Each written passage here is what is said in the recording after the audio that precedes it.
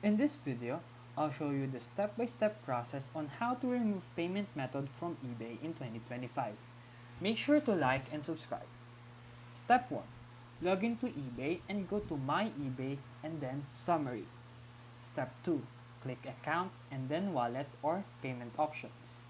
Step 3. Find the card or bank you want to remove and click Remove or Delete. Step 4.